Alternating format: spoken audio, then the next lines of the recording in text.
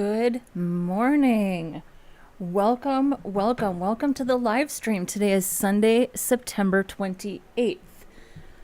Hello, welcome. How are you? How are you doing? My name is Angela. I am a front-end developer and software engineer in St. Paul, Minnesota. And on this channel, we practice HTML, CSS, and JavaScript. We just build stuff and have a good time. I don't use frameworks or libraries in my personal projects if I can help it. Meaning I have nothing against frameworks. I personally was a Vue and an Angular user for many years. I still am. But I just like to practice with the basics, and that's what I do on this channel. We call it a niche. In YouTube land, we call it a niche. That's all it is. And I really enjoy it. That's why I do it. So here's what we're going to do. Here's what we're going to start today. And I don't know how long this project is going to take us. We are going to clone an existing homepage website called Nitpicks. And clearly they're getting ready for the holidays. We just saw a holiday banner pop up. We are going to, okay, so let me rewind a little bit. Angela, words. On the side, as a hobby, I like to knit and crochet. I also can spin my own yarn, which I really enjoy, and I sometimes dye my own yarn. I even own more than one entire fleece, as in I went to a fiber festival and I bought a fleece that had just been shaved off of a sheep, and I am going to wash it and process it and spin it into yarn. Yes, I actually know how to do that. It's really fun. It's a hobby. So I have a little side project called Fiber and Craft. I have a YouTube channel for Fiber and Craft with 9 subscribers, but it's a start. I've recorded some content, but it's very much a side project. I want to make a website for Fiber and Craft, and I thought, what better way to do that than to clone the homepage of nitpicks.com. And here's the thing about Nitpicks. It's a really standard homepage. They rebuilt their website maybe within the last year or so, and it's an e-commerce site. I buy a ton of yarn from Nitpicks. Well, not lately because I already own so much yarn, but I do buy yarn from Nitpicks. But it's kind of a standard front end design / homepage. And here's the thing, there's a reason why a lot of e-commerce sites and a lot of big enterprise websites make home pages like this. It's because they work. It's kind of a formula. And if you are a new developer and you're searching for projects and you can't afford to go out and pay for mockups like I do, totally fair. Not everybody has money to burn on stuff like that. My suggestion is go out, find a website you like, and clone it. Now here's the key, because we also want to be legal and ethical. We're not going to use any Nitpicks branding. I'm not going to use their logo. I'm not going to use their images. I'm not going to use their color scheme. One moment.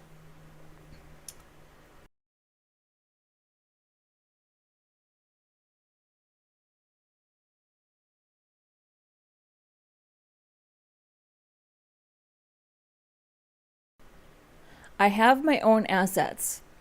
I have my own pictures. I have my own logo. I know how to choose my own colors. So, but I am going to clone their design. I'm not going to look in the dev tools and copy their code. I'm not going to use anything that's proprietary. I'm just going to use the layout of their homepage. We're going to rebuild the homepage, and I'm going to do it for my side project. So I suspect that this is going to take about a month. We're going to get started on the HTML today. And I think this will take the month of October, just based on similar projects that I've already done. Yeah.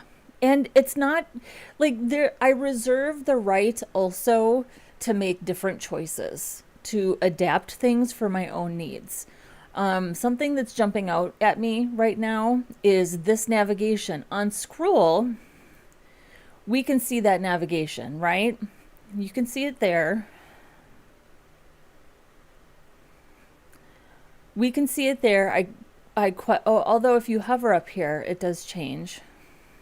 You can't see it there. I mean, I would not make this choice. You can't see the navigation there either until you come up and hover. So I reserve the right to make different decisions. I'm also not going to have animated banners. I'm also probably not going to auto scroll, but I do want to do this dot navigation for a slider. Yeah, so I reserve the right to make changes, but this is what we're going to do. We're going to clone this page. So Malik Robinson is here. Malik is one of the mods. Hello, welcome. Thank you for coming. Do me a favor, if you're new to this channel, first of all, welcome and thank you. If you haven't yet, go ahead and like the video. I would appreciate that so much. And if you're not subscribed yet, I would appreciate that as well. I'm here every weekend for the most part, Saturday and Sunday at 10:30 a.m. Central Standard Time. And we just, like I said, we just build websites. That's it. That's what we do. So let me open up. Turns out I'm not as prepared as I thought I was. Shocking, I know. Shocking. Okay. So this is as far as I got. I made a folder and a screenshot. That's it. So, let's see here. And then let's, I have a screenshot so we don't actually have to watch. We're not actually going to keep this page open. I think this is a more efficient way to do things. So let's open up Affinity Pro. And I'll just go ahead and do this. There we go.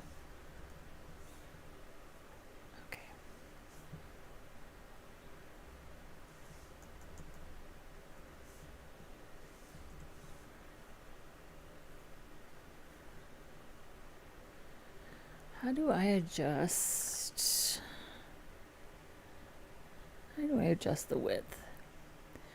It's like, it's either too wide or not wide enough.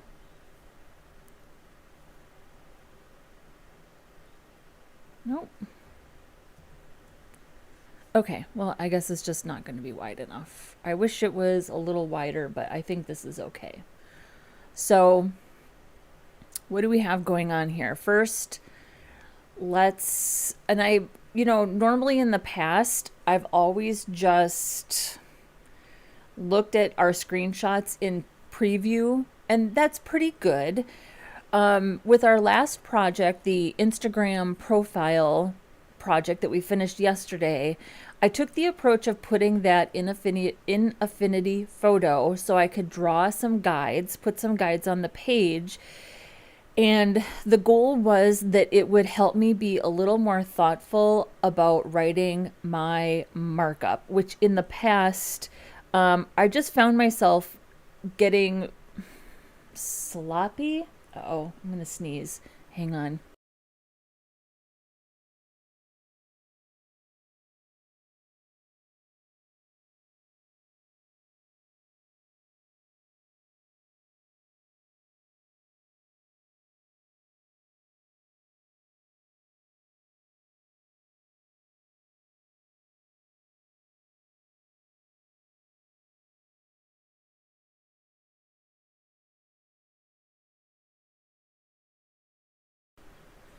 Okay, crisis averted. What was I saying?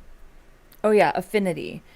I found myself the last few projects that we worked on not being as thoughtful as I could have been with my markup. And I thought if I start putting this in Affinity Photo, drawing some guides on the page, that might help me be a little more thoughtful when it comes to planning the markup.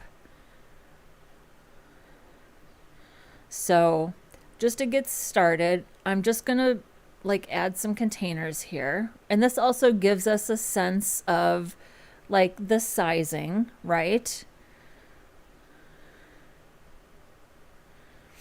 And, you know, back in the day, for many years, it was all about the 12 column layout. And I think now with CSS Grid, I just don't think that that is a hard and fast rule anymore. I think with CSS Grid, things are a lot more flexible. So so first of all, we have this top kind of stripe here, right? Gosh, how do I change? This is kind of driving me crazy. Why can't I?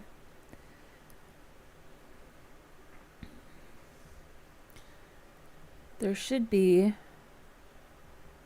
view.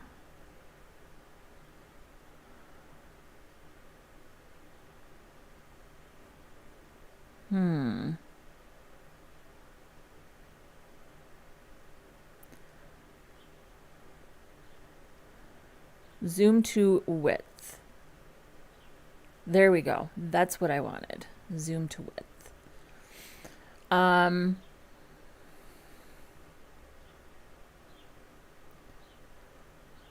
don't even remember what I was saying, but I just want to loosely kind of sketch out what these containers are before I start writing HTML, because I think it's going to help me once I get to the styling phase where I don't have to constantly stop and go back and fix my markup in order to get something styled. That has been happening a lot in my last few projects, and it really didn't happen at all in my last 2 projects because I took that approach. Especially in the Instagram profile clone that we just finished, I don't recall having to really go back and adjust any markup because I took a more thorough approach when it came to writing my HTML and just being a little more thoughtful. So we can kind of see here that the logo would be in its own container. And for a one-page website, which will be a one-page website for me, I would make this an H1. I would make the nitpicks the H1. You would have to really revisit that for inner pages. You wouldn't want the logo to be the H1 on inner pages. You would want the name of the page to be the H1 on inner pages. So for a one-page website, that's a good approach. Then we would have a nav element, obviously for our navigation, and then we would have a third container for our search, account, and cart. And honestly, I'm probably not going to do search, account, or cart because this is a one-page website. It's not e-commerce. There's not going to be any authentication or user login, and it's not going to have search. So I can leave these things out. I don't even need these things, which means that we could think of something else that we want to put over here, like maybe some social media icons. That's an excellent point. Let's do that instead. So let's do maybe a GitHub, an Instagram, and I don't know, LinkedIn, Pinterest, something like that. So we'll do 3 social media icons over here. Then we have a slider. I had a suggestion in a past stream maybe a month or so ago, 2 months ago, where we were building out a slider from scratch, and somebody in the chat said do a slider with dots, and I said actually that's a great idea, we should do that. So I'm going to do the slider with dots. So this is kind of perfect. So we'll do another slider. Also, the banner clearly has whoops, that's not what I wanted to do, clearly has text here. So we want to make sure that the text is not part of the banner, but that it's actually text that can be accessed by a screen reader. And then we also have a call to action button. And I'm going to head to the chat really quick and say hello. Monique Robinson is here. Also one of the mods, not related to Malik, just a funny coincidence. Welcome, Monique. Thank you for being here. And eFootball Gamer is here. Hello, welcome. I'm happy to have you. I am happy you're here. Okay, so I don't think that we need to go through I'm not going to bore you by going through every single section. Let's take it one section at a time.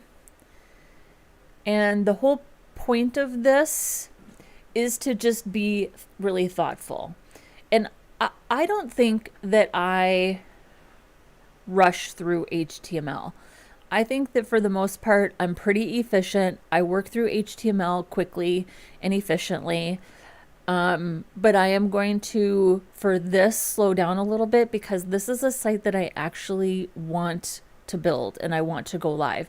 Here's the other thing that we're going to do. Yes, we are going to deploy to GitHub Pages. That's going to be our staging environment.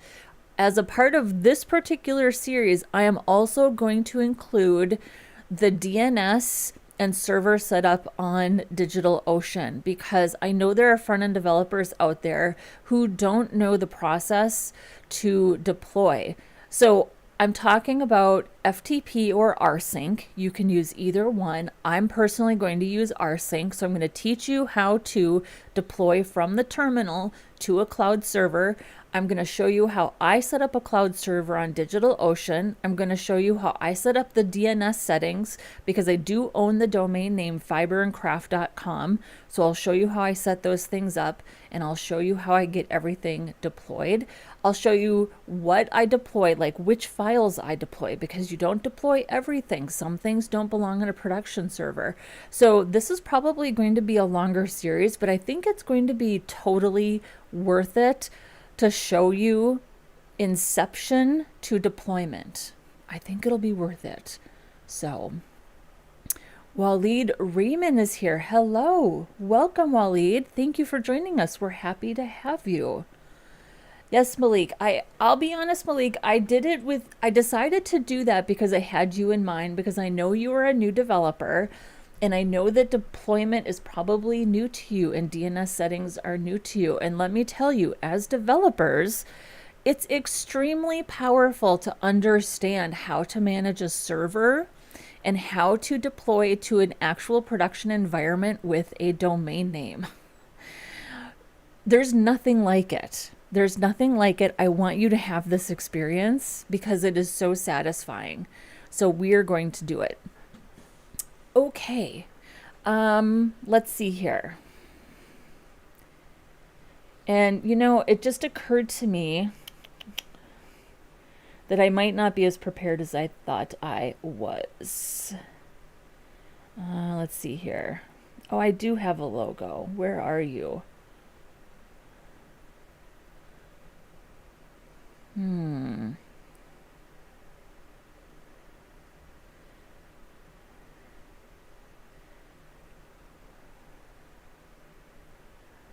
Let's see here. Okay, so let's optimize an image that we can use. We're going to do that first. And then let's also make a logo. I took this image. So, and then this is going to be our, because I don't have any other images prepped, I have to go through my library because I didn't know I was going to be, I'm making excuses now, so allow me to continue. I didn't know we were going to be starting this project today. I thought the Instagram profile clone was going to take this entire weekend. So to my shock and delight, we're starting a new project today and I wasn't ready for I just wasn't ready for it. And all last night I was editing. So, okay, document. We're going to resize the document. And I'm going to resize this to 1920. So that's the size it is now. I'm not going to crop it. I do want to export it. Let's see what we can get this down to. This is still giant. So at 1920 by 1440, we still have 2.49 megabytes. So if we take this down to 30%, we're now down to 260 kilobytes, which is pretty good. Let's see if we can get it to 200.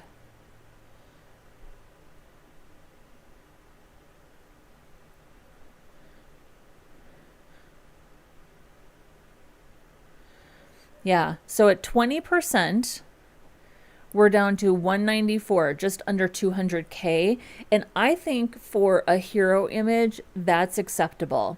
Now, the remaining images on the page, I will make, in my opinion, they need to be 100 kilobytes or less, in my opinion. But for a hero image or a slider, I think 200K is okay. And if we do 3 or 4 slides, I'm going to try to get the remaining slides as close to 100 or 150 kilobytes as possible, without sacrificing quality. So it's important to balance the narrative of your page and your image sourcing with file sizes. This is just so important. I do think that the higher the quality of the image, the lower you can push the quality to get the size you want for good page optimization. That's my experience. So we're going to use this to at least get our stuff structured and in place here. And do images.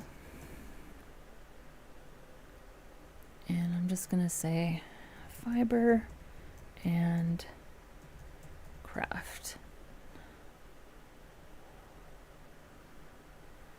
And then let's see here how it actually looks.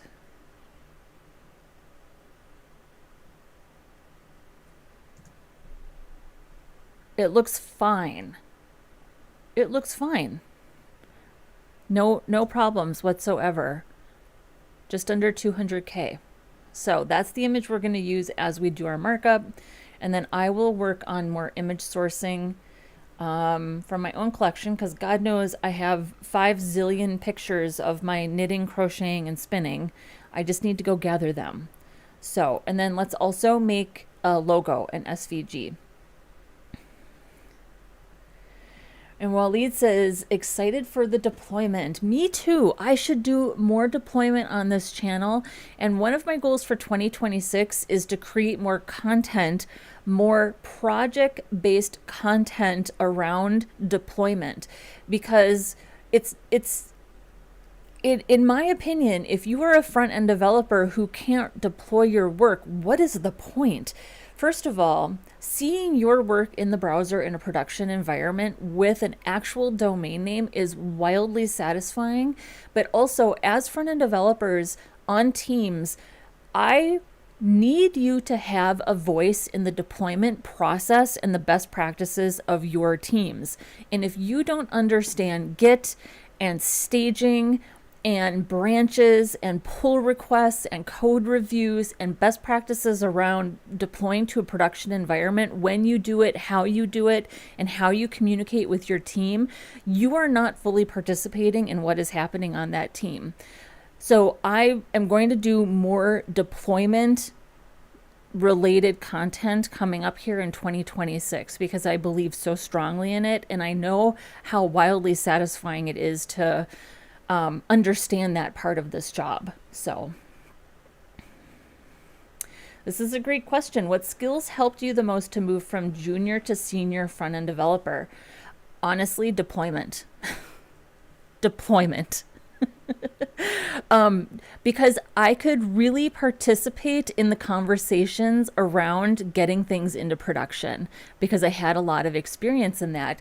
And to be fair, I had experience in that from the very beginning, because to me, when I was learning HTML and CSS and building websites, I did it because I had ideas of specific projects and things that I wanted to launch, and I wanted those things to be on my domain name. My first job as a developer, my boss, it was a very small team. It was me and my boss and one other guy, and then we added 2 additional people, but every single person on the team had to understand the deployment process and how to launch sites. And at the time, it was very stressful, not well organized. And I know now in hindsight that person, my boss at the time, was not following best practices. But my God, did I learn a lot. I learned so much about cloud servers, local host, Virtual hosts, Linux, using the terminal, rsync. I learned so many things that have just carried me so far in my career. And as a result, I could sit on teams and have a voice in how the deployment process worked. I could say, actually, that is not a best practice. We shouldn't be doing it this way. We should be doing it this way. So it wasn't just that I could build the work, it was that I could actively participate in how we get it deployed. And that is the most important part. It's almost more important. It's more important than the work itself, how you deploy it, especially at big enterprise level organizations. Deployment, hands down, so important. So I love that question, and I hope that wasn't too much of an answer. So yes, Monique is my fellow knitter. We chat about knitting and crocheting. She is also a lover of knit picks. And the funny thing, what I love about chatting with Monique, we DM each other on Instagram, and we own a lot of the same yarn. There have been times, Monique, where you were like, I just tried to buy this yarn from Pearl Soho, and I look over in the corner and I'm like, oh yeah, I bet I bought the last of it. Sorry about that. So, that's one of the many reasons that I love having Monique here. So. And Vivekanand, gosh, I hope I'm saying that correctly. Hello, welcome. Thank you for joining us. We are happy to have you. Good. Glad that was a good answer. So, glad that was a good answer. Okay. Let's make our logo. We've done this before, but it's always fun to do it again. I'm going to close this. I'm not going to save it. Let's just go ahead and do new. I thought I had a logo. I'm sure I do someplace. I'm just not seeing it. The typeface that I use, well, let me just type this out. Fiber and craft. Clearly we can't see that. We'll just do that for now. And then the typeface that I usually use, it's one of two. I never remember which one it is. It's either this one. It's called Hello Sweets, or it's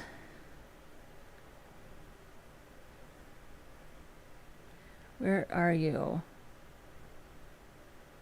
Malaysia script. Hang on. I have an image here.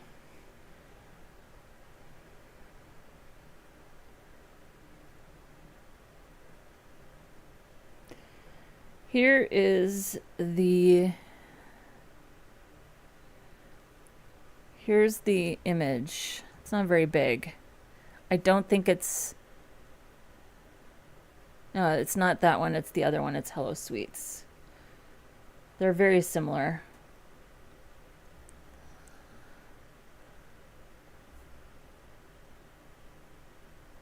Right there. Make this bigger, just like that.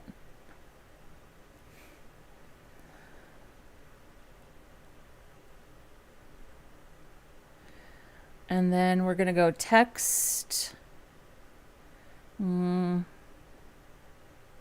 layer, convert to curves. So now this is no longer a font. This is now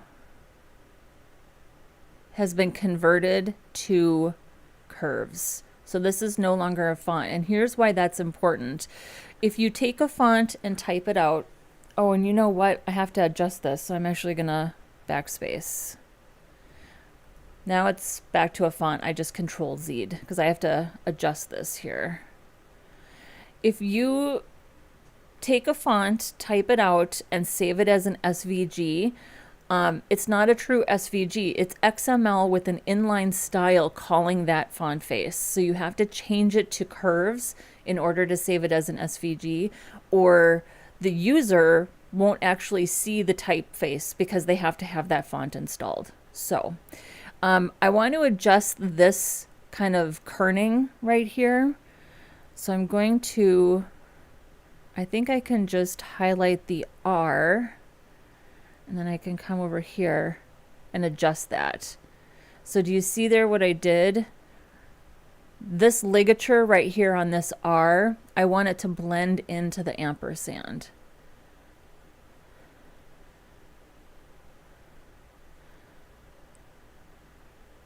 And that's 15%, that's 20%, 10%. You can still kind of see it poking out there.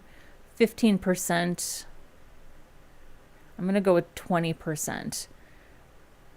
Just like that. So I like having that connection there, but I'm not going to worry about this right there. Okay. So now I'm going to go back to layer. Now I'm going to convert to curves. And now it's been converted. It's no longer a font. And then I'm also going to clip the canvas and get rid of that white space.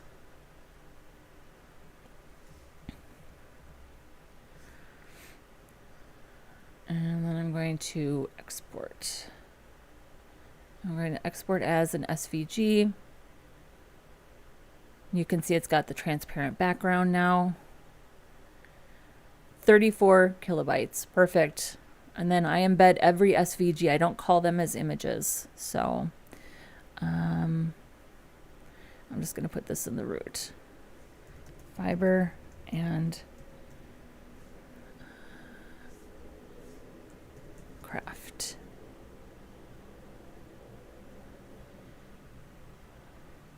Now let's just take a peek at that and make sure everything looks okay. I'll go to projects, nitpicks. Here's our SVG. I'm gonna look at this in the browser. And here we go. Now we have our SVG. Beautiful. We love it. We love it. All right. And then I'm going to save this as well. So if I need to come back and make this for any reason, I can. And I'm going to save this right here.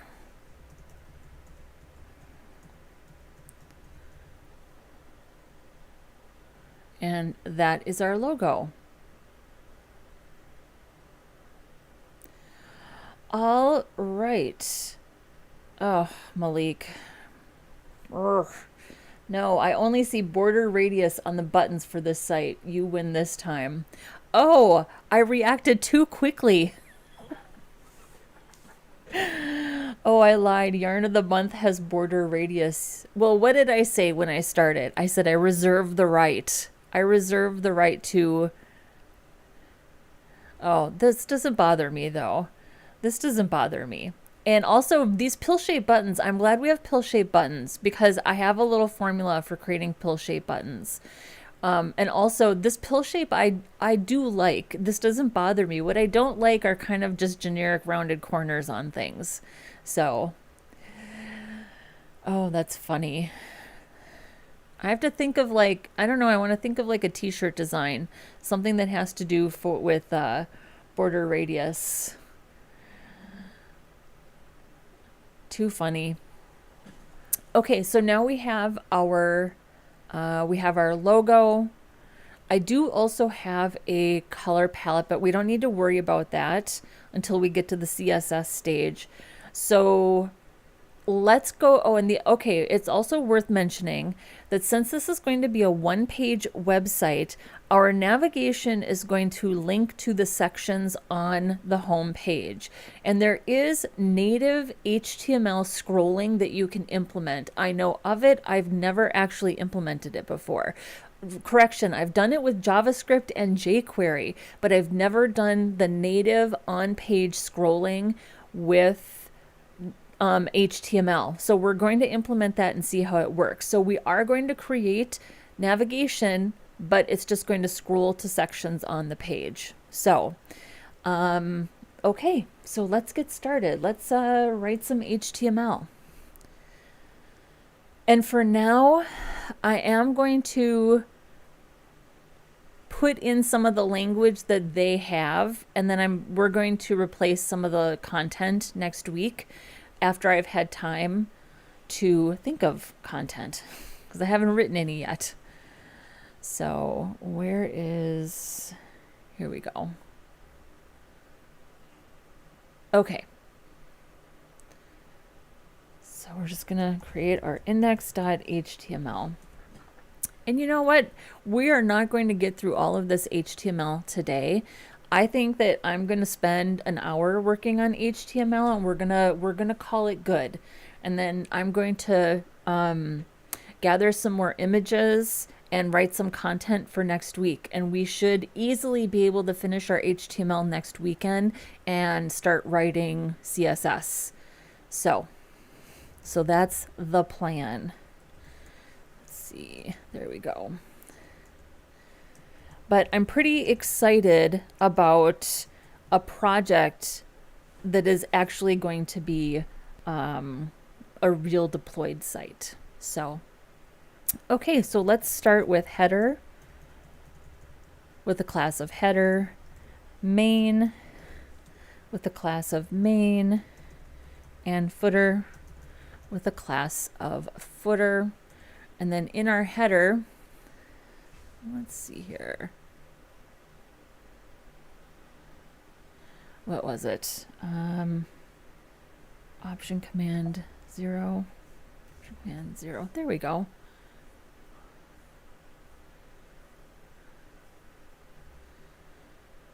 So we'll do a little banner up at the top. I'm going to say div banner. And so we have just like a sentence with a call to action.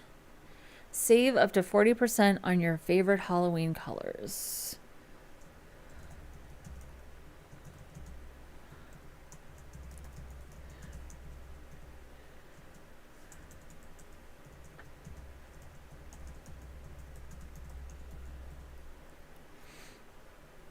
And I kind of feel like we should put this in paragraph tags, especially since we are going to add an anchor link.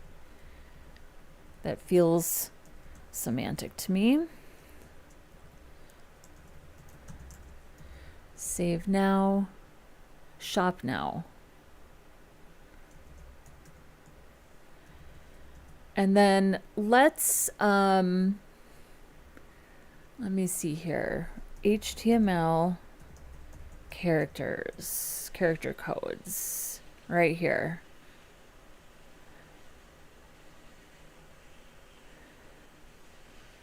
Let's look for a double arrow.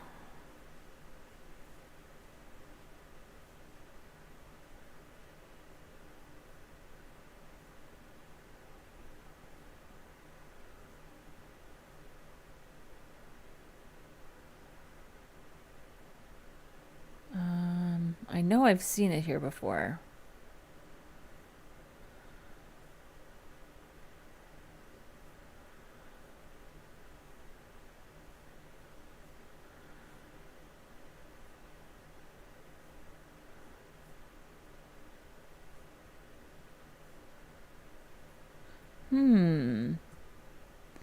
Currency letters, math, arrows.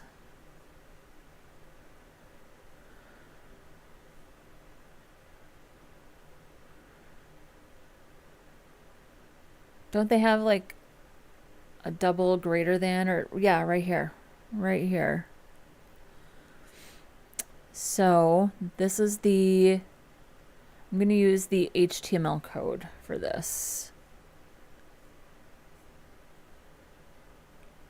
Yeah.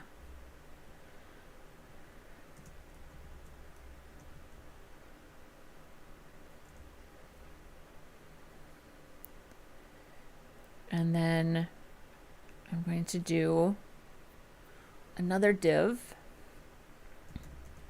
with a class of nav container. And then we'll do a logo, each one. Class of primary logo. And then I'm going to put in a span with a class of access hidden.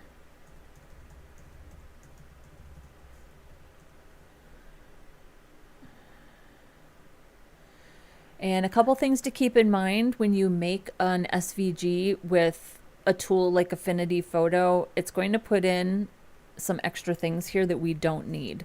So I'm going to delete those.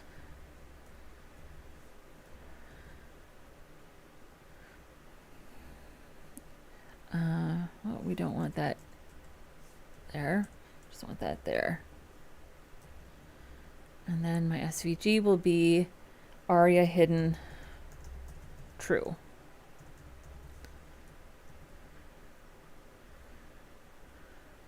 Perfect. Let's collapse that. Then we'll do nav with the class of navigation. That's our container. And then I'm going to do a UL with the class of main underscore nav.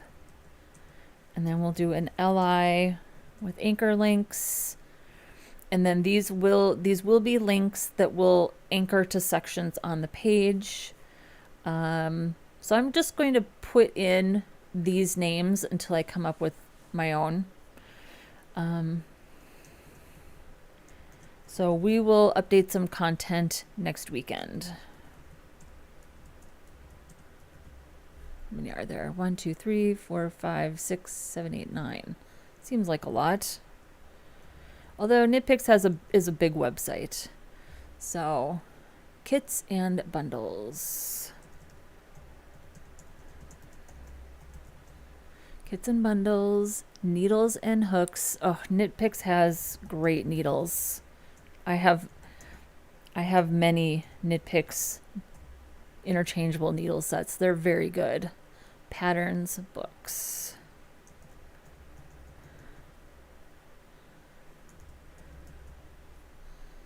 And tools. And I'm going to stop there.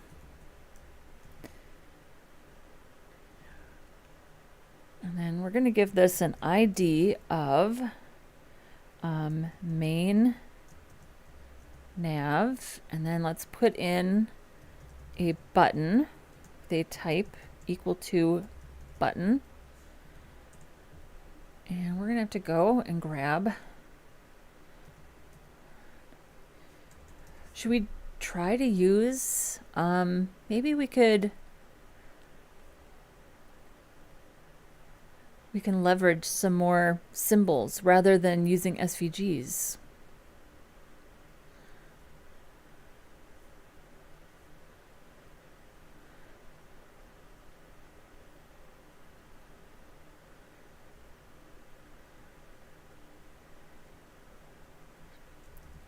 Why not? Let's try it. So this is a button with an aria label. Open menu. So we probably don't want a times symbol. Do we have a hamburger menu? Probably not.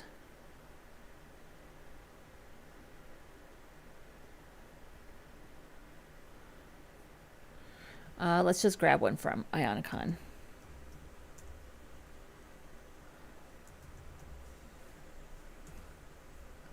It's a nice idea. Sometimes it just doesn't work.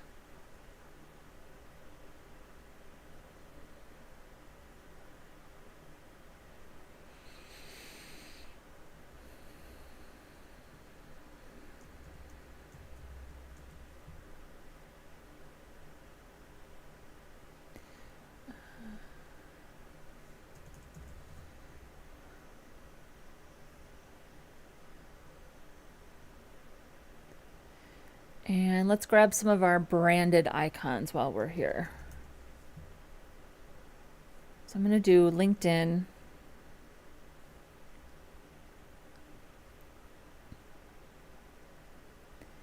Or excuse me, GitHub, LinkedIn,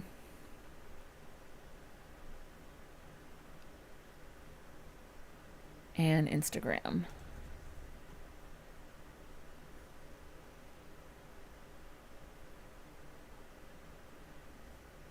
What else do we need?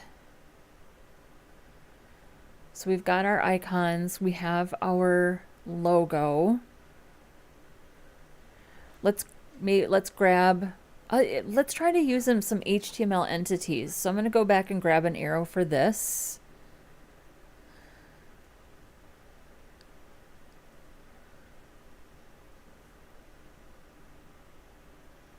A star. I guess we can grab a star.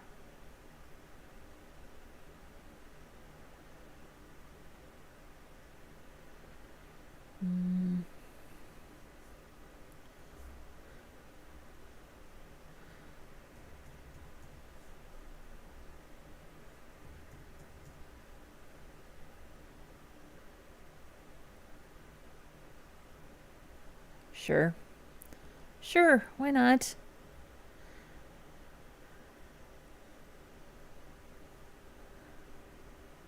And then let's look for another arrow.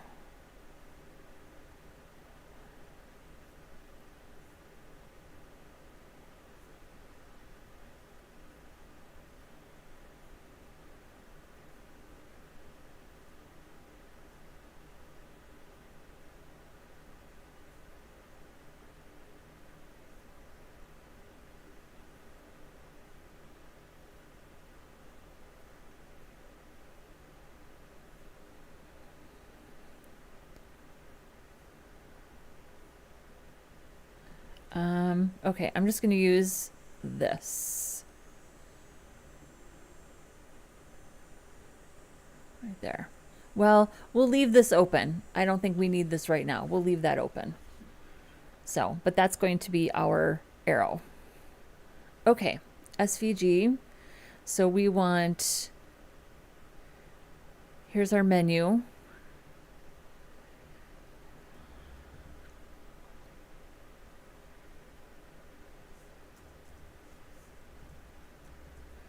And say aria hidden true.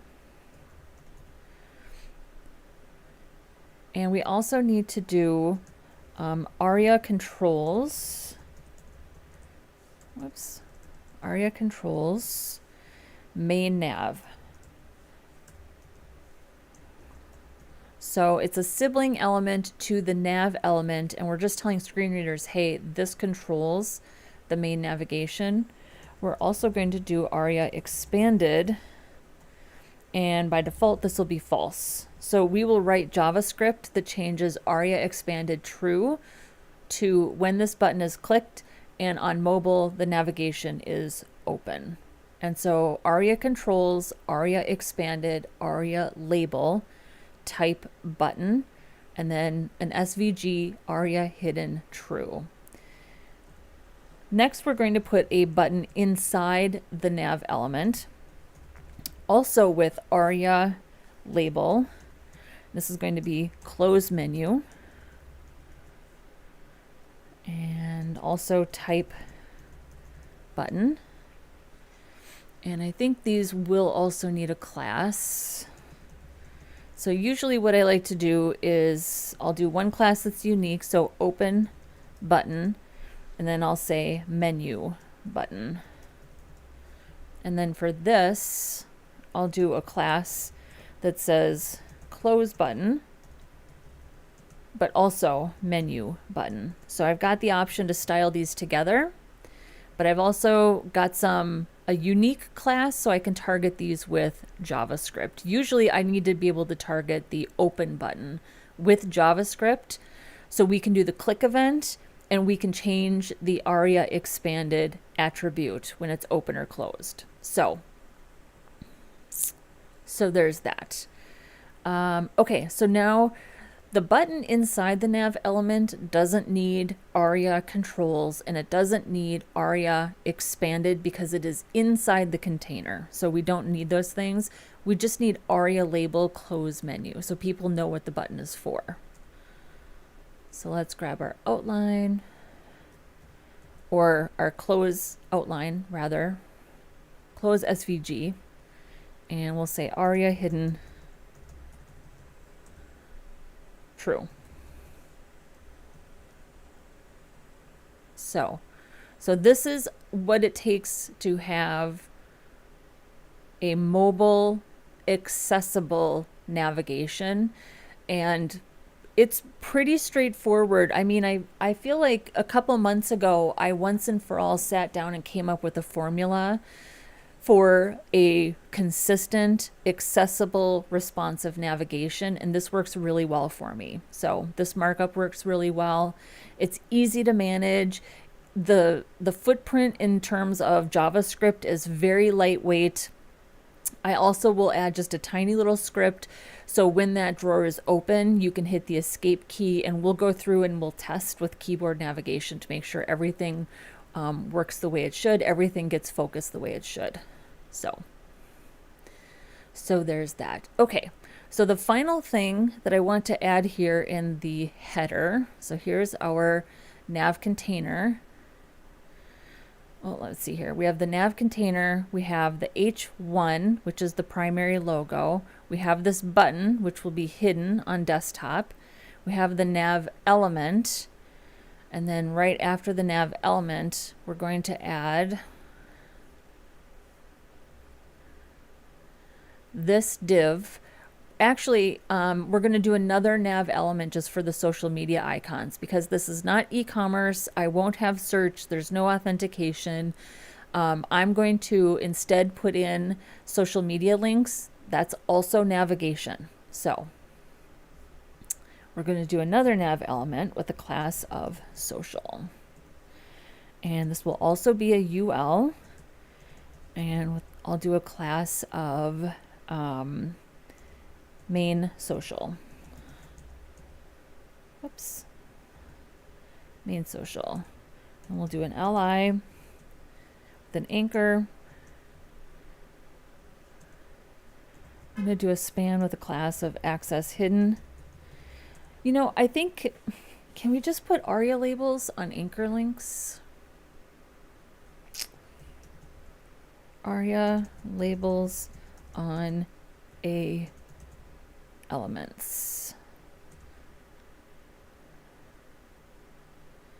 An ARIA label, when to use ARIA image-based links. Hang on.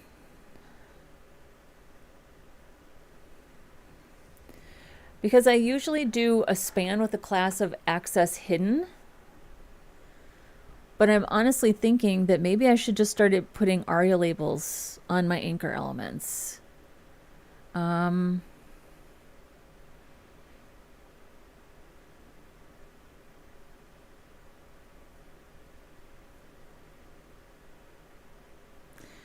ARIA label is intended for naming elements where the implicit or explicit role does not prohibit naming. It is strongly recommended to prioritize the use of ARIA labeled by over ARIA label if a visible label exists for the element to reference and receive its name from.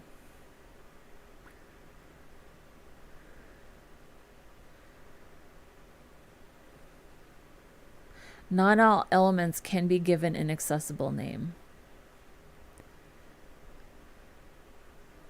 You know what? I'm going to stick with what I have, and I'm going to put that on my list of things to look into this next week. I'm going to stick with what I currently do, and I'll see if that is something that I can start doing next week. Because this does work, and there's nothing wrong with this. So, okay. So we have GitHub. And then let's grab our SVG.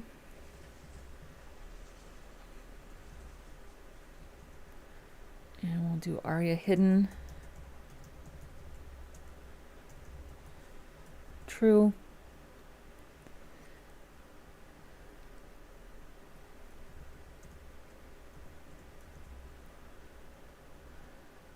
And then I'm going to do LinkedIn.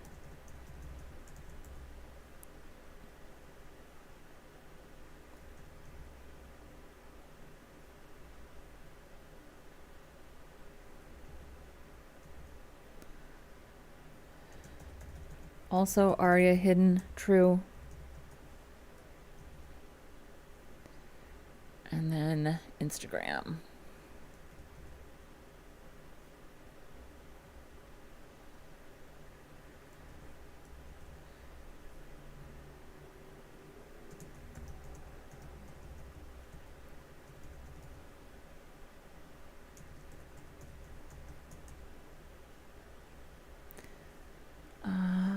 right. That's our header. I love it.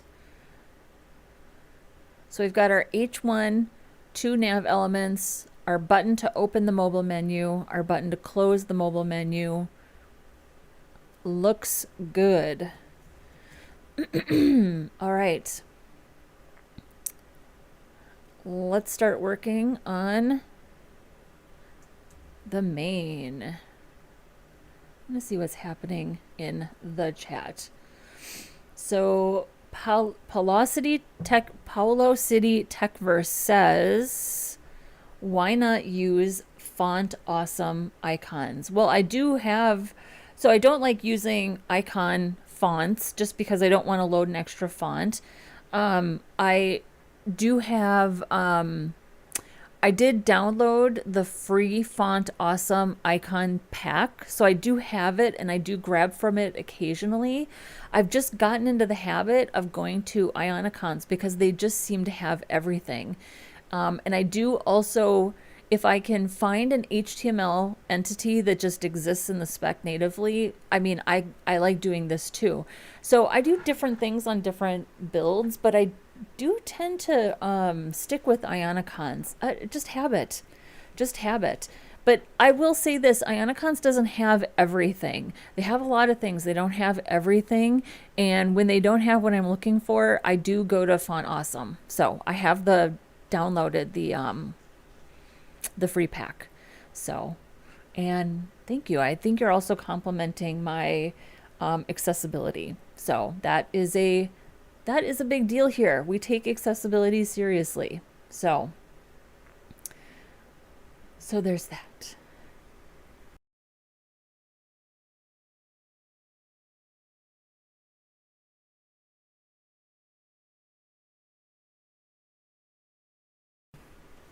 Okay.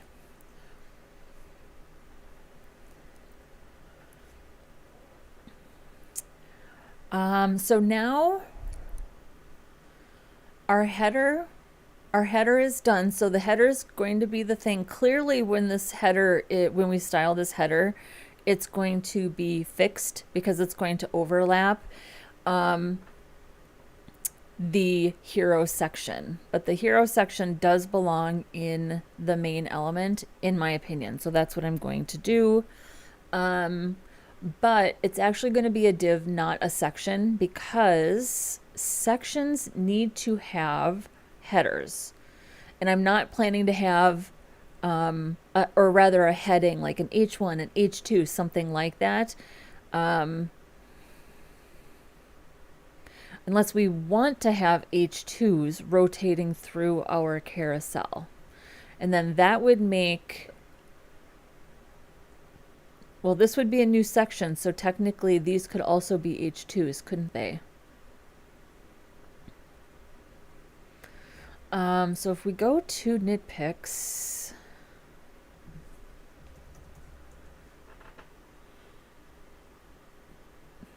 I mean, these could be H2s, right?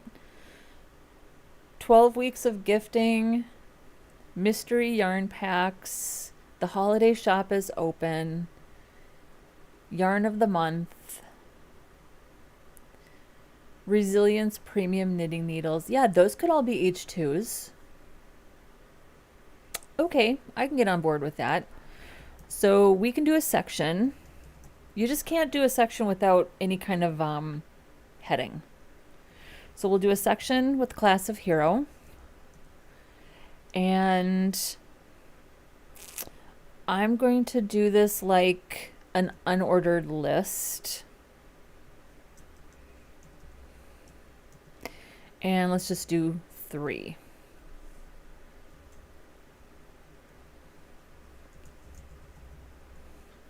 And we'll just say slide.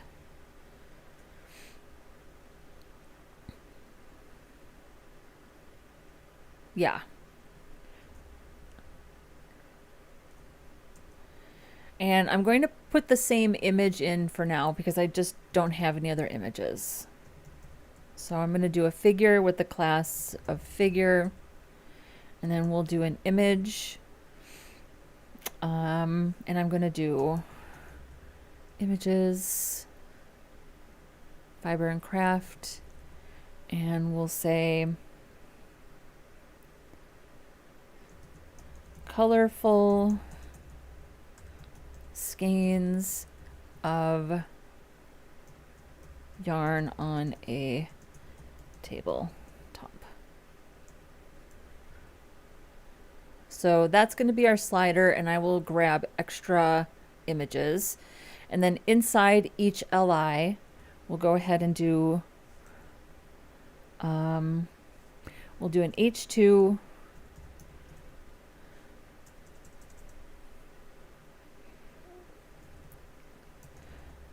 secondary hero, we'll do that as our class. Secondary hero, I'll say this is the heading, and then we'll do some text. That's a bit much. And then we'll do a call to action.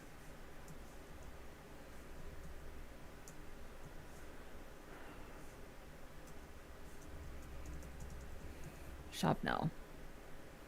And then we would want this to also be inside of a div, right? Like a wrapper of some sort.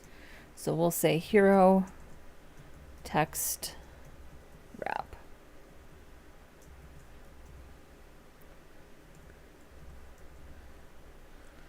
So we have a slide, we have our image, which will be absolutely positioned against the LI, and then we will have text with a call to action,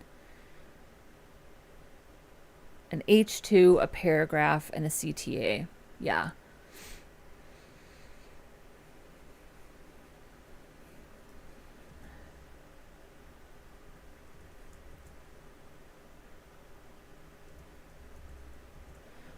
And then for our dots,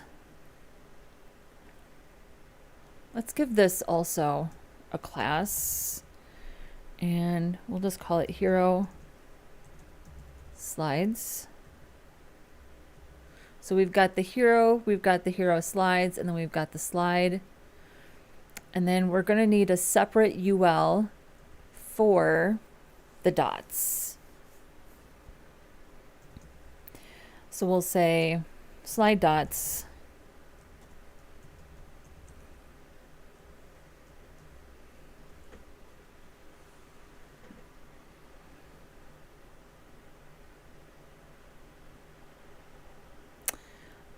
Slide dots. So I'll give this a class of dot. And then this for sure is going to have a span with the class of access hidden. And we're just going to call it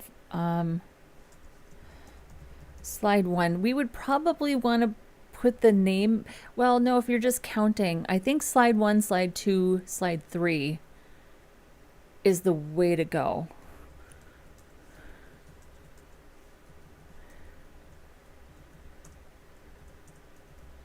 So this would be slide 1, slide 2, slide 3. There we go. Yeah.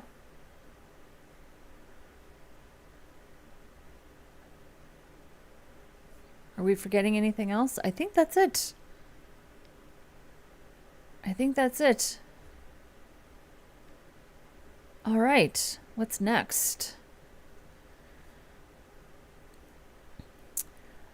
So this is not going to be a section. This is going to be a div.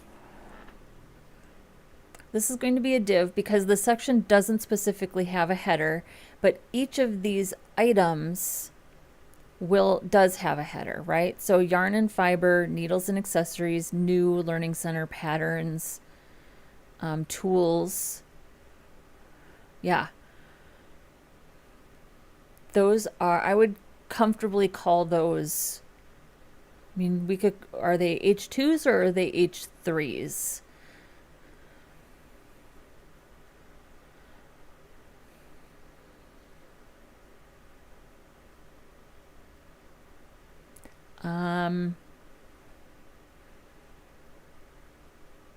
I mean, mean, it's a new section, but it's not a section element, it's a div, but there's articles. I guess I would call these H3s. If you're thinking about the hierarchy of the page, right? So we've got 6. And then I don't know that I am going to, I don't know that I'm going to put the text over top of the images. And I'll say this for nitpicks. They were very intentional about how they made these images so they could put text over top of the images. So depending on the images that I pick out, that I put in this spot, I don't know if I'm going to put text over top of my images or not. I wonder how this looks on mobile. Oh, and this is different from even when I took the screenshot about a week ago.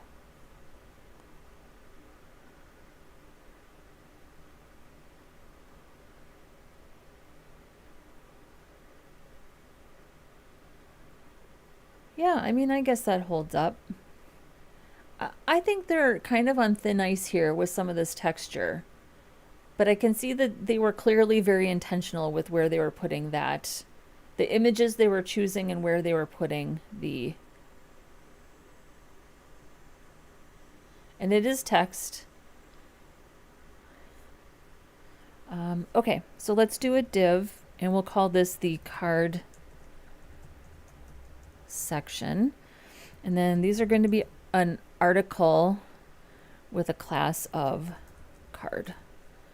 And then I'm going to do H3 with the class of tertiary heading. And then we have yarn and fiber.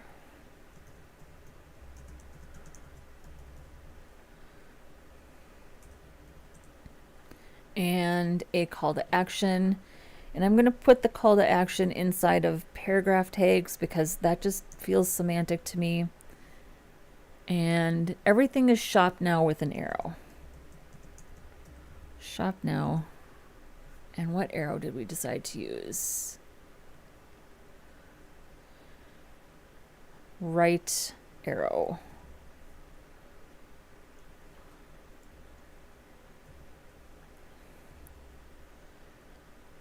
Oh, and we need to also make sure that we have our image in here. So we'll do a figure with a class of figure. And then our image, just going to use the one that we have for now. Colorful yarn.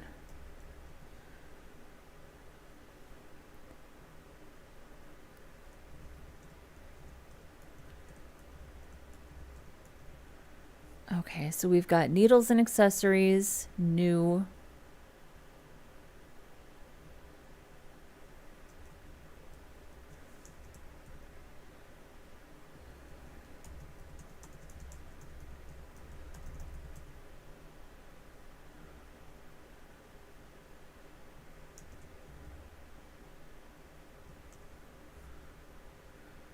Tools, Patterns, Learning Center.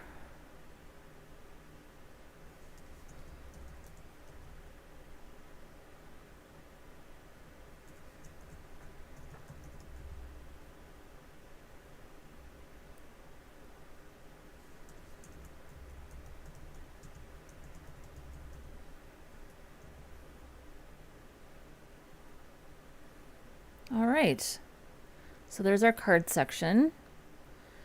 What is next? And no one is here. Hello, no one. Welcome. Happy to have you. And Entertainment with Akash says, can all of this be replaced? Says this all can be replaced by AI, right? And no one has a good response. Basic and core concepts can never be replaced by AI. Just like calculators didn't replace the need for understanding math, AI won't replace the fundamentals of JavaScript. That is such a good analogy, and that's the exact analogy that I've seen used also. Think about, I call it the Industrial Revolution, or I compare AI to the Industrial Revolution. And there were two big industrial revolutions. So think of like the second Industrial Revolution, which was about 150 years ago. Think like machinery and the assembly line, things like that changed the way people worked. It didn't replace people, it changed the way people worked. It made people more efficient. It made us able to get more done faster, more efficiently. That's what AI does. AI is a way to work quicker, smarter, more efficiently. So the days of spending hours of your life scrolling through Stack Overflow, copying and pasting code that you don't really understand, hoping it works, I feel like those days are kind of over. AI can help us with solutions and code snippets, but it cannot replace people. AI doesn't understand your organization's goals, users, personas. It can't sit in a room with the leadership team and help them talk through all their crazy ideas. Developers need to do that. So AI doesn't have the context or the ability that humans have to architect and strategize. It's an excellent partner for architecting and strategizing. It's good at brainstorming. It's good at helping you come up with ideas. It doesn't replace the work that human beings do, not as it currently exists. Will that change? I don't know. Who knows? I don't have a crystal ball. I just know that as it currently exists, it cannot replace people. And I think the organizations who are out there saying that it does, like, I don't remember who I was watching. There's a lot of people out there saying that like non-developers can now do the work of developers because of AI. And I promise you there are people out there that are going to make entire careers out of fixing that code. It just doesn't work the way you think it's going to. So, in my opinion, allegedly. So, but I love the questions. Listen, keep asking these questions. Let's keep having these conversations, because if somebody out there has a different opinion than me, I would love to know what it is. Like, let's talk about it, right?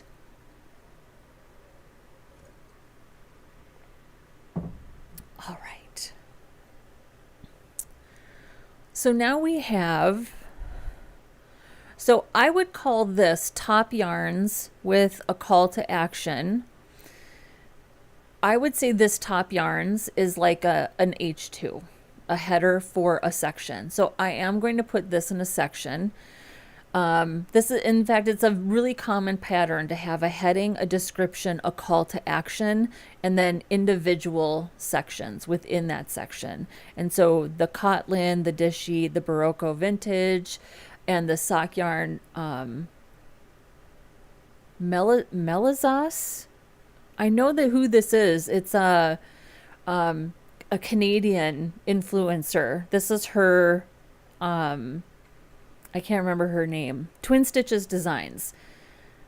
This is her collab with Knitpicks, but I don't know how to pronounce that word. But anyways, this is a common pattern. So I am going to make this a section, and then top yarns will be our H2.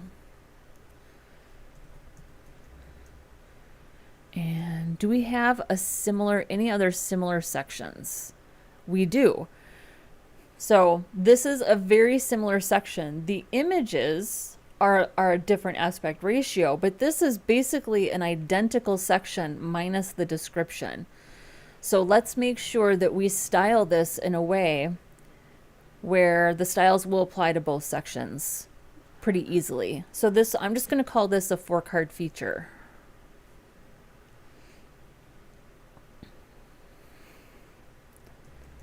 Four cards. And so I have an H2 with a secondary heading. And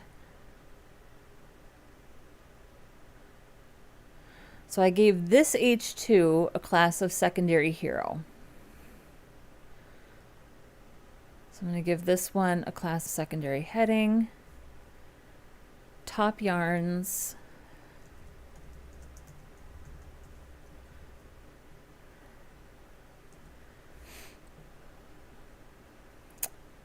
And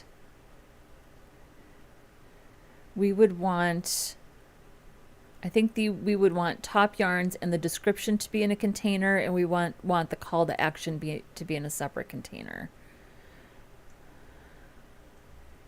So I'm going to say div, let's say give it a description.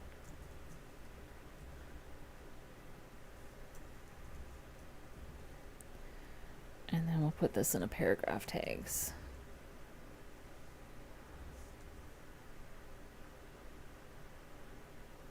Yeah,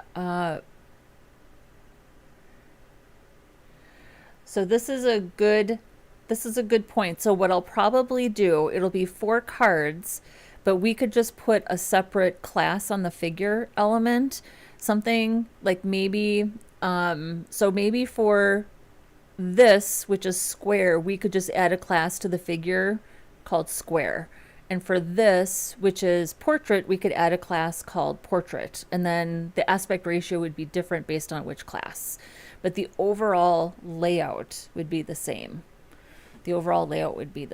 So I was thinking the same thing in my mind too. I was like, oh, we'll need a class for the different orientation or the aspect ratio. So we've got description, and then I'm going to do another paragraph tag with a class of CTA.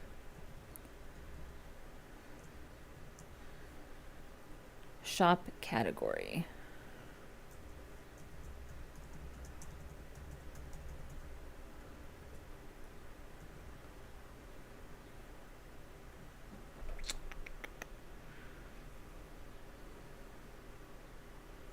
And I think that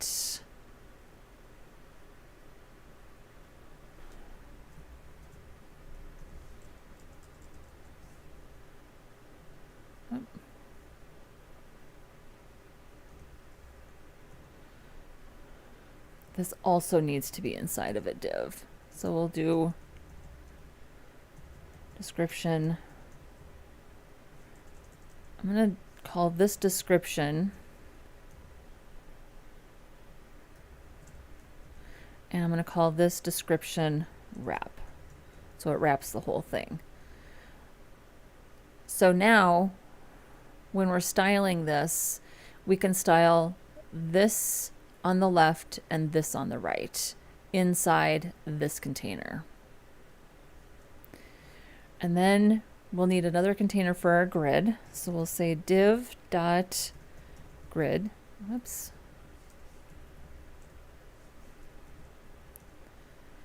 And then in our grid, we'll do 4 articles.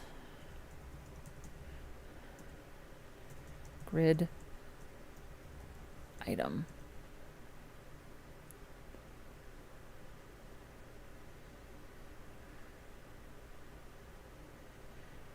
And then we'll do figure with a class of figure, and then I'll add square.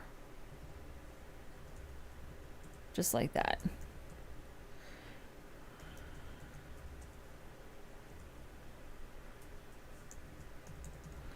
Colorful yarn. Do you see how much lazier my alt text is getting as we go? And then if this is an H2, we're going to go ahead and make these H3s. And I am going to call it tertiary heading, but it's going to be a different style because this is also an H3 with tertiary heading. So we're going to have tertiary heading, but different styles. So we'll just write different styles for those classes within their parent containers. Or I might change it next week. You never know. You never know. Kotlin. And then I'm just going to put in a little bit of paragraph tags with a little lorem ipsum because it's not an e-commerce site. So, and then I'm going to do another paragraph with an anchor element. And I'm just going to say read more.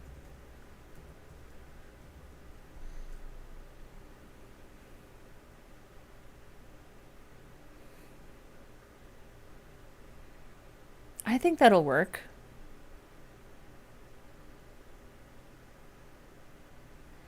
So we'll have 4 of these.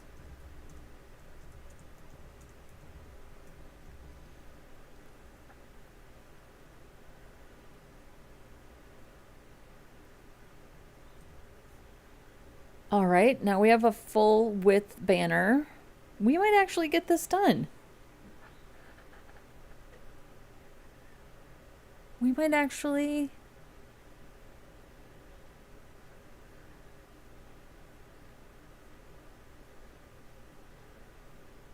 Well, we'll see. There's no rush. There's no rush.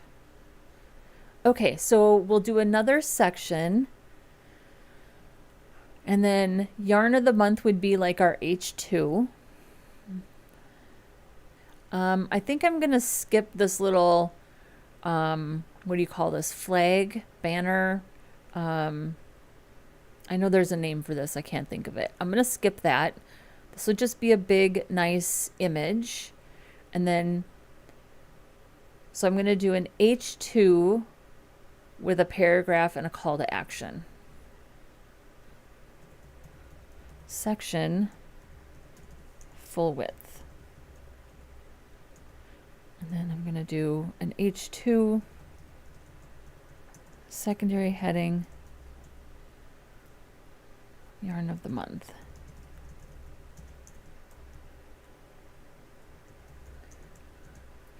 And since my picture is, well, so first of all, Brava is acrylic, and I wouldn't say I never knit or crochet with acrylic. I mostly knit with wool, but let's do, the picture is wool of the Andes. The Andes bulky. So that is our yarn of the month. Yarn of the month, wool of the Andes bulky. And I'm going to put in paragraph tags.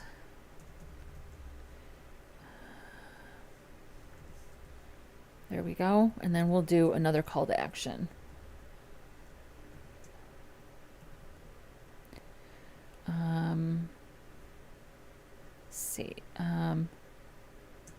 See more. Oh, and we actually have to put in our image. Figure with the class of figure.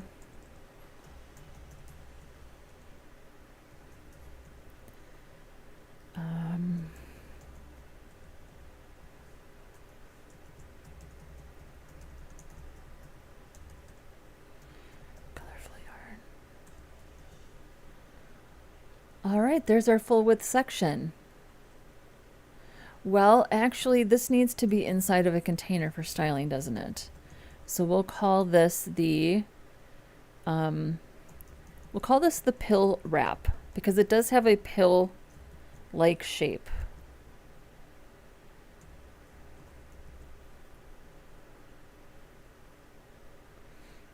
So now we have this nice pill wrap shape that'll be aligned off to the left.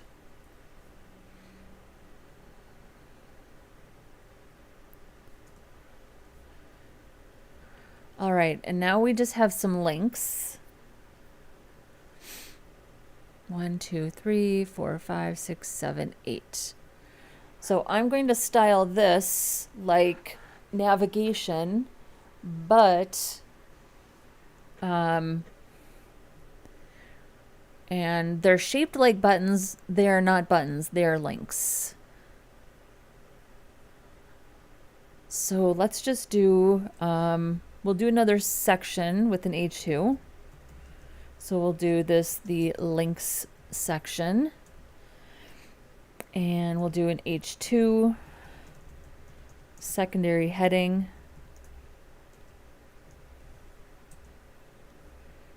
Start knitting today. Oops.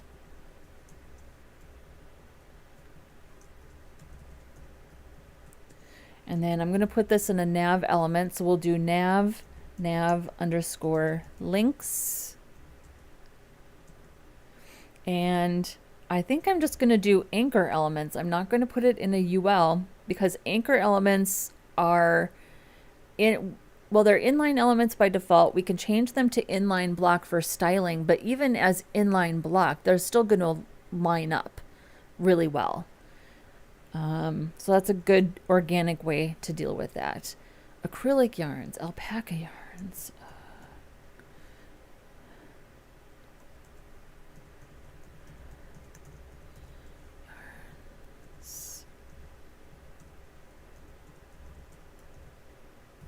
There. 8.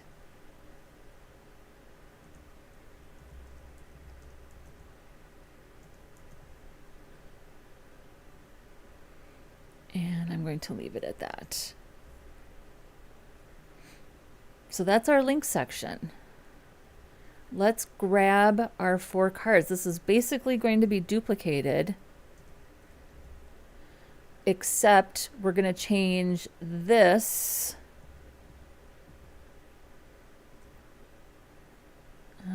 Not 1, 2, 3, 4.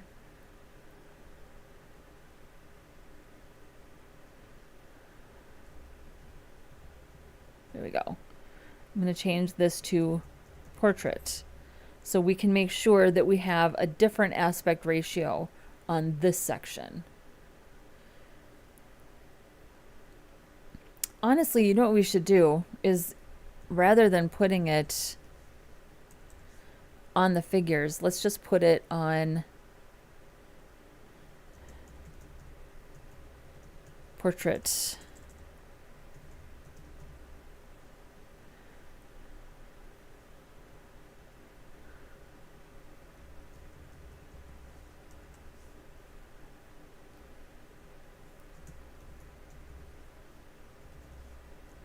Yeah, that makes more sense to me.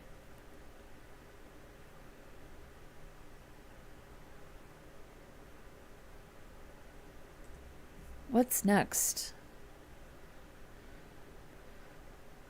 So this would be like a testimonial.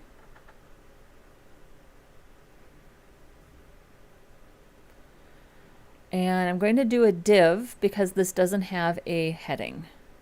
So we'll do a div testimonial. And we're going to do 2 containers. So we'll do a block quote.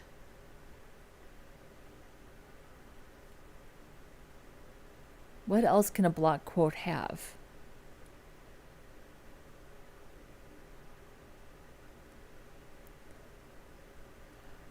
I'm going to do a div, and we'll just give it a class of block.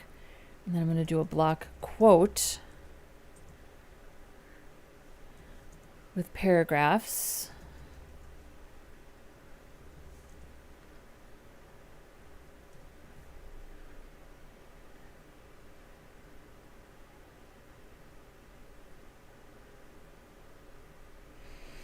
And I'm going to do a div with a class of stars. Whoops, stars.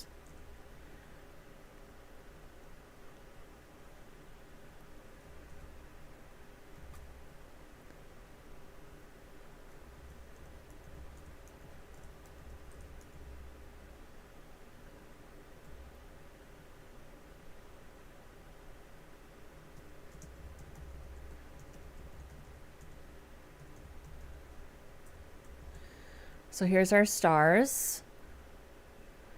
And this is going to be purely decorative. So I think I'm actually even going to put aria hidden true on the div, just to make sure. Because I don't personally think it has a lot of narrative value. I think it's just decorative. Convince me.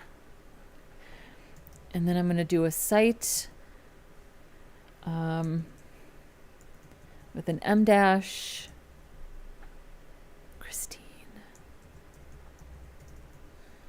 Christine.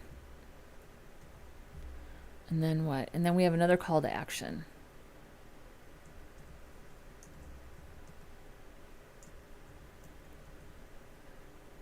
shop now.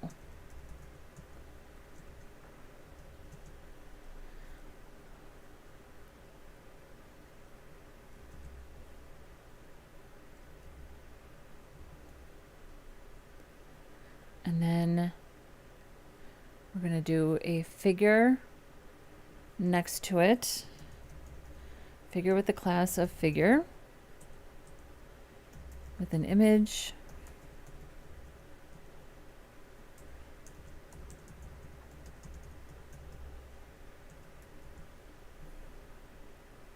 And that's that. Okay, last section. So we'll go ahead and do this Instagram section. And then I think I'm going to call it a day. We'll come back next week. We'll finish our HTML. Honestly, I have work that I need to do with image sourcing, my color palette, content, and deciding what clearly, obviously, I don't need a footer that looks like this. So I'm going to come up with an idea for a footer that will be similar to this, but won't have this many things in it. Yeah. So we'll go ahead and we'll do another section for Instagram, and we've got 6 images.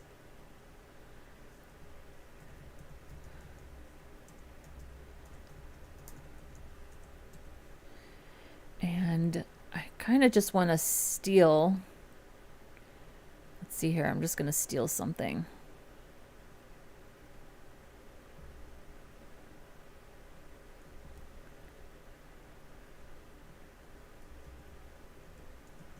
Whoops.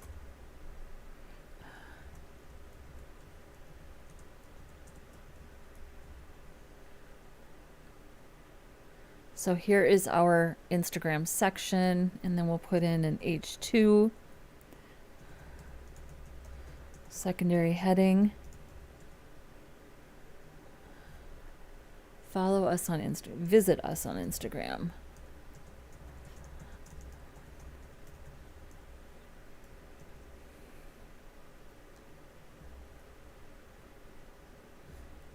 Okay, I lied. I'm just going to do this last one really quick.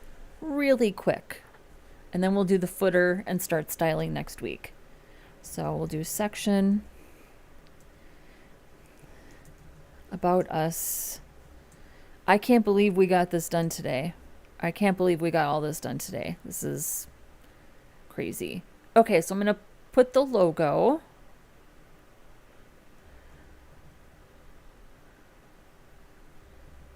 Whoops.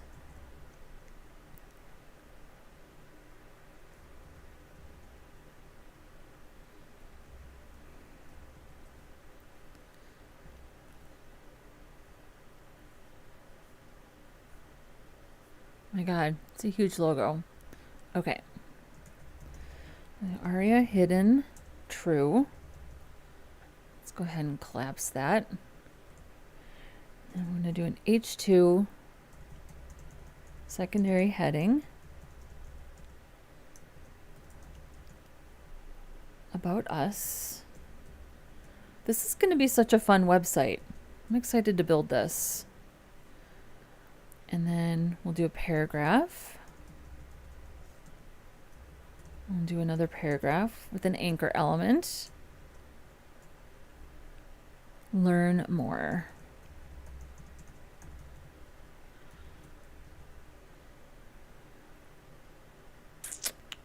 And this is probably going to need to be inside of a wrapper.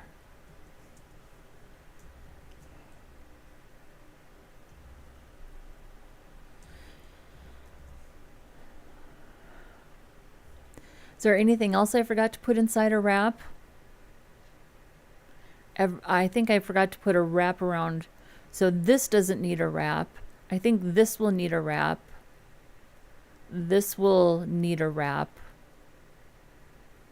So 1, 2, 3, 4, 5.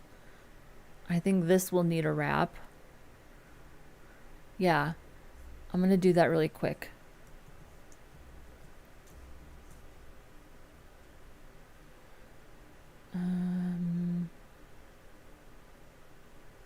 So this is our top banner. This is our nav container, which would serve as a wrapper. So that's okay. I think our hero is fine because we've got an unordered list, which is basically the container. Same with the dots. Then we've got our card section. This is going to need a wrap.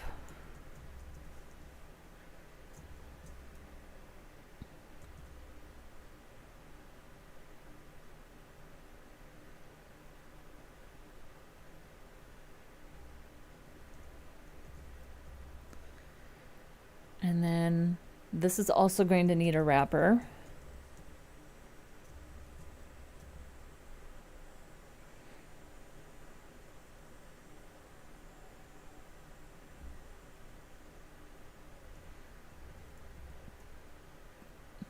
I think the full width section is fine. I actually think that this would be fine too. The nav element kind of serves as a wrapper, and the H2 is going to be center aligned. So this would need a wrap though.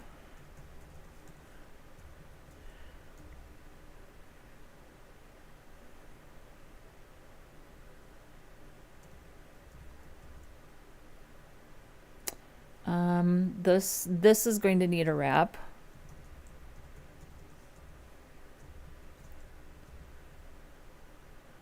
Because that's going to be to the left, that's going to be to the right.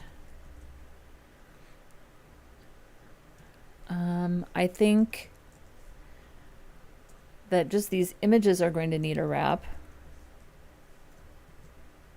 because the heading will be centered and we'll need a container to do, probably we'll do grid, CSS grid for the images, and then that has a wrap. Yeah. Wow, we did it. I honestly am shocked. I'm shocked to get all of this done. And I feel like I was, knock on wood, somewhat thorough even doing it. Yeah.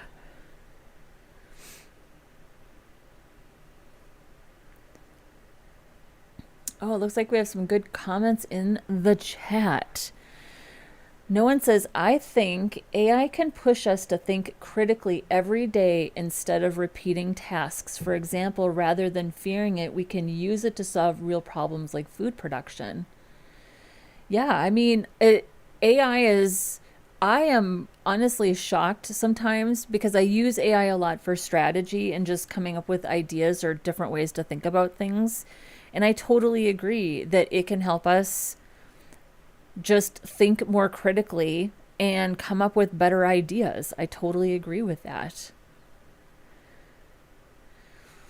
And Malik agrees. It's very useful in some parts, but it can't compare to the human brain's creativity and problem solving. We always need to have the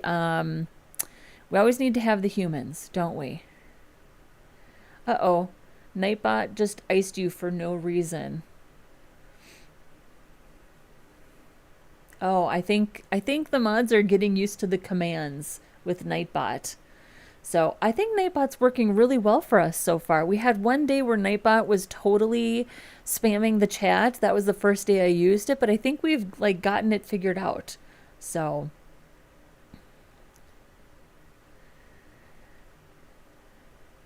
and Malik says, what do you think is the difference between having all your HTML in the index file versus having it inside the JavaScript, like with DOM manipulation?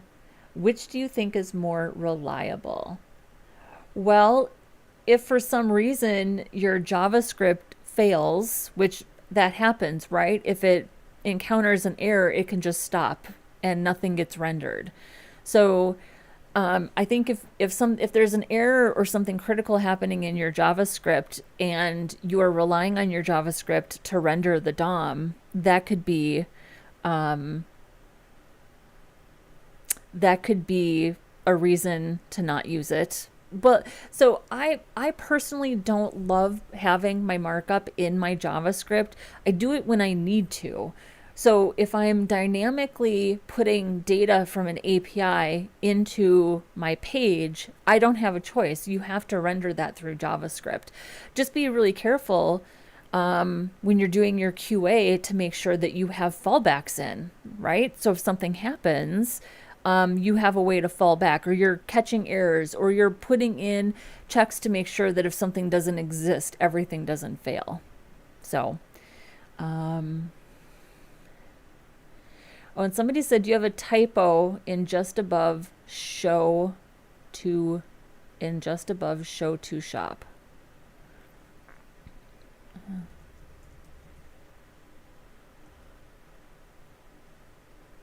Oh, shop now. Whoops. Hello. Shop now. I think that's what you meant.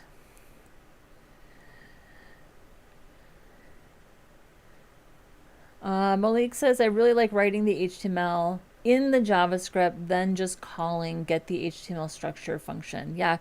I don't think there's anything wrong with that at all. I personally like having it in index.html. Sometimes I just do things because that's the way I've done them. So, yeah. Do whatever makes you comfortable, as long as you're testing and making sure that you have fallbacks in your JavaScript. So if something fails, it doesn't, the entire script doesn't fail and your things don't not render. So, hello, Angela. Why we learning still typing code? Because AI tools are more easy. I think this is, I have a feeling, I suspect that as this channel starts to grow, the two questions I'm going to get most often are, why aren't you using Tailwind? Which I haven't gotten at all today, interestingly enough, and I'm happy to answer. And why are you doing this when AI can do it for you? And I think the people asking the question about AI aren't developers, and specifically have decided not to learn development because they are under the mistaken impression that AI can do all of the work, the humans aren't needed.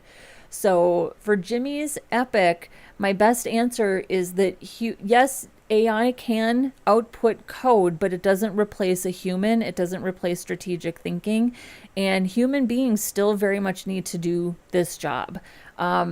Even on teams that are leveraging AI, you absolutely still have to have humans doing the work. So,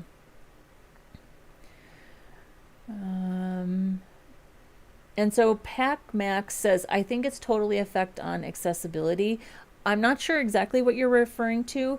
You might be referring to AI's effect on accessibility. If that's what you mean, what I think, one of the greatest benefits for me of using AI is how much help it gave me understanding better accessibility, because accessibility is very complex.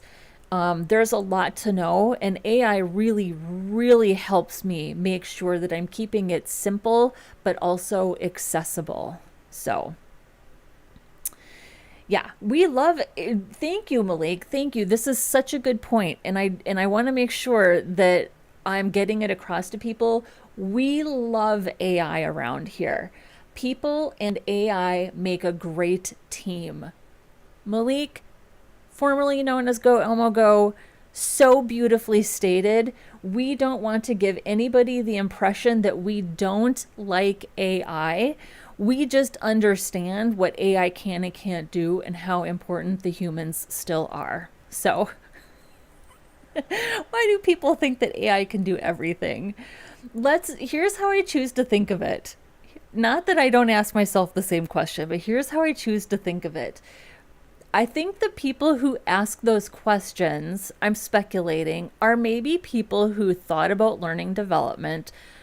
They've heard that AI can do much more than it actually can, and they were turned off from it. Why else would you click on a live stream of front-end development if you weren't front-end curious at the very least? So maybe it's our job to really promote the fact that humans are still needed. humans still need to do this work. Like, let's make that our mission to convince people that we still need good humans doing this work. So I love it. I love you guys. You're the best. So let's go ahead. I don't even have a repository yet for this one. So I'll have to do that this week. I was going to say, let's go ahead and deploy this. There's nothing to deploy. Okay, let's see here. Mayuka says, this is one of the best on the internet. It's rare to have people doing raw web dev, just HTML, CSS, and JS. Thank you so much. Gosh, you have no idea how much I appreciate comments like that. Because if you think that I don't sit here some days and think to myself, Angela, what the hell are you doing? What are you doing? Why are you doing this? It's comments like that that make me feel like people actually do get value out of seeing this work. And I agree, because I don't want to be rude, and I don't want to put down my fellow development creators on YouTube. I do think that there's a lot of cheap content out there that is after quick clicks and doesn't exactly add a lot of value. Just my opinion. I don't want to be rude. I'm just saying, I think and it doesn't have to be me. I think watching people actually do the work is far more valuable, and it's what helped me when I was a new developer. So, just my opinion. I think that we're going to call it a day. Let's see what's happening here. I think that's it. We got a lot done today. I'm very, very happy with the amount of HTML that I got done today. Did not expect this at all. I have homework to do before next weekend, but we're gonna finish the footer, the markup for the footer next weekend, and we're gonna start styling. And then this week I'm gonna gather images, assets, content, things like that, and we'll get started building this. I'm pretty excited about it. I don't know how long it's gonna take. These types of pages tend to take me several weekends, maybe 3 or 4 weekends. I mean, it'll be something like that. And then, we're also gonna go through the full deployment process. So I have to think about how I want to do a deployment live stream. I have to make sure that I can do that safely without giving away the keys to the kingdom on my own personal server. But this gives me some time to do a little bit of research into that, because I really want to start doing more deployment related content. I think as front-end developers, it is overlooked with the number of tools that deploy things so quickly. We are losing the skill of understanding how to just run a basic server and do things like rsync, and I want to start emphasizing that type of content. I think it's really important. So Monique, yes, good week ahead to all. Stay focused and productive. PacMax says, hey, found very helpful, very grateful I found you in YouTube. Thank you so much. I am waiting for next weekend. Well, thank you. I'm so happy to have you. Well, let's make sure that we say hi. And thank you to Malik and Monique. They are the mods in the chat that keep everything fast, fun, and friendly, just like Target, just like when we work at Target. No one, eFootball Gamer, thank you so much. Waleed, thank you so much for being here. Pelocity, Techverse, thank you so much for your comments and for hanging out in the chat. I hope I didn't miss anybody. Should I thank Nightbot? I feel bad not thanking Nightbot because they are doing their job. All right, everybody, have an awesome rest of your week. I appreciate you all. Have a great day wherever you are, and I will see you in my next one. Bye-bye.